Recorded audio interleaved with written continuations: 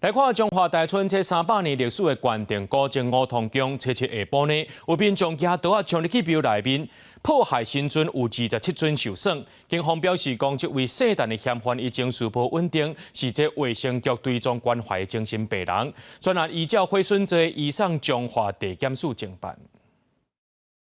监视器翕到一位戴安全帽的查甫人冲入去庙内，先甲香炉引倒，才阁跳起伫神桌顶举刀啊迫害新尊。中华关键古迹梧桐宫初七下晡发生民众情绪失控，举刀啊冲入去庙内迫害的事件，警方接到通报，遂赶去现场压制嫌犯。经员警到场了解，陈姓涉嫌人骑机车至该公庙，因不明原因毁损神像，由庙方主委现场向警方表明提出毁损告诉后，警方宣告权利后逮捕代反所侦办。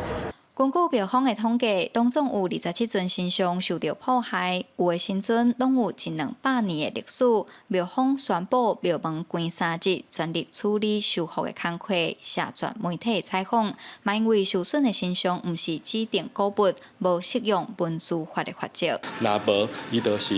一般民俗的程序来处理这件代志，就是恢复原状或者是损害赔偿的问题。伫刑事可能会有毁损罪甲亵渎庙宇的问题哦。啊，这个部分就是阮爱去看伊是毋是有精神障碍的状况。讲话还是表情、胃口种种各方面拢会当观察到，讲这个人是毋是有需要看医生，千万唔通歹势讲，还是讲病院行袂入来，无治疗，随时拢会发生一寡事故，对社会迄个伤害是真大。警方表示，这位69年次姓陈的嫌犯情绪无稳定，是卫生局追踪关怀的精神病人，已经配合检方的调查，先协助就医，专案依照毁损罪侦办。记者杨淑晴综合报道。